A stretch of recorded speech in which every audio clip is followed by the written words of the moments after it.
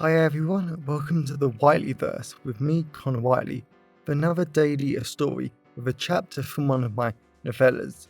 Before I start today's chapter, please remember to like, comment and subscribe to the channel so you don't miss any new content, and the engagement really helps the Whiteleyverse with the YouTube algorithm.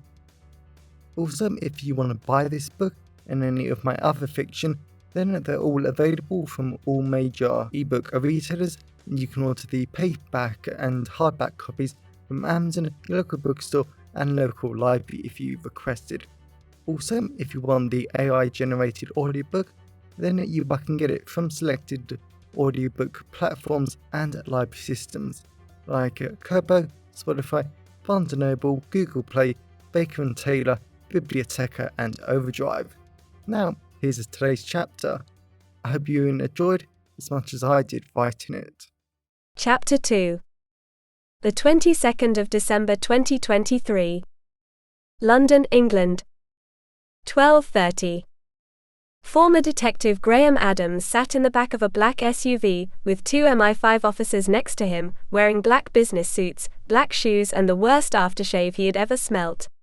He wasn't sure if it was a cross between a dead cat or a dead chicken, but he hated it all the same. He had been cooking Betty, Phryne and the kids a little surprise lunch of crispy roast potatoes, juicy pulled pork and incredible steaks that just melted like butter, when the two MI5 officers had turned up wanting to take him to London. Graham had to admit the great views of London were perfect and beautiful. They were driving right next to the swirling, twirling, churning River Thames, with the Shard and other important London landmarks in the distance. He had no idea where they were, but the little brick houses were dirty, run down and Graham knew this neighbourhood was poor as anything. It was strange to be taken down here, but Graham had worked with beautiful Betty and Daniels way too many times to know that this probably wasn't a normal neighbourhood. Graham focused on the two MI5 officers as they both readjusted themselves, and he coughed on the choking strength of their aftershave. He hated it, and he so badly wanted to see the woman he loved. Betty always smelt amazing. He wasn't sure what MI5 could possibly want with him, besides the fact that together him and Betty were unstoppable, but it was what the officers said about the world grinding to a halt. Graham had heard a lot about Eurocontrol in recent years, because it was a place in Brussels, Belgium that controlled all of European airspace. Whenever a plane wanted to take off, they needed to contact Eurocontrol, so they could plan and make sure everything all over the continent was okay, and the space at the destination airport was all sorted out too by the time they would arrive. It was immensely complex, but as Betty had explained it to him, if Eurocontrol failed, then every single plane across Europe would have to be grounded. The officers hadn't mentioned that was what was going on, but Graham knew it was unfortunately very likely. He just wished the damn officers would tell him more, but maybe they didn't know, and maybe that was why him and Betty were needed. "When we arrive," one of the officers said, "Director Porter will need to talk with you and Miss English about security clearance and more." "What's going on?" Graham asked. The officers shrugged. "We better tell him," one said to the other. The officer to Graham's right frowned.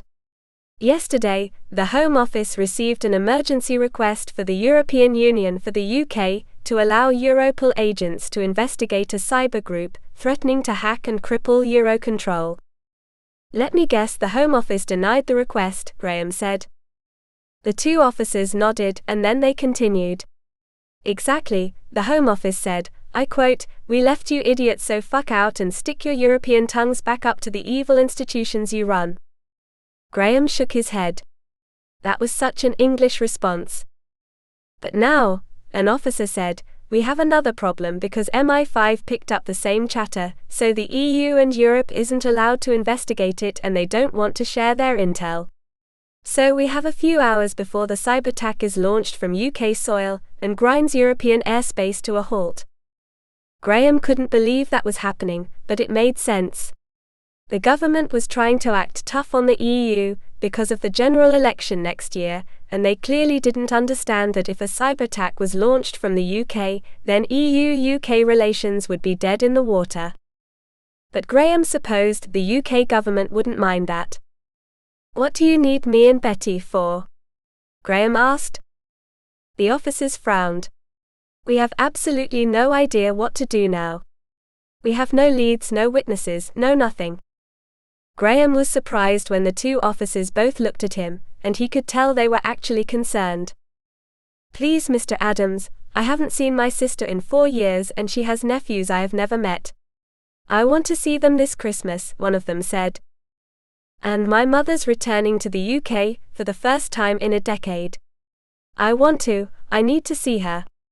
Please help us. Graham nodded. There was absolutely nothing else he would rather do than help out innocent people, solve crime, and stop a major cyber attack from destroying so many people's Christmases. Whoever these attackers were, they were monsters and Graham fully intended to make them pay. But he had to stop them first.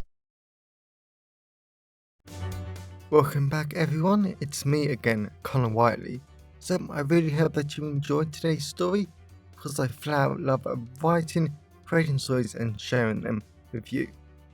If you really enjoyed today's story, then please remember to like, comment and subscribe to the channel so you don't miss any new content, and the engagement really helps the Whiteleyverse with the YouTube algorithms.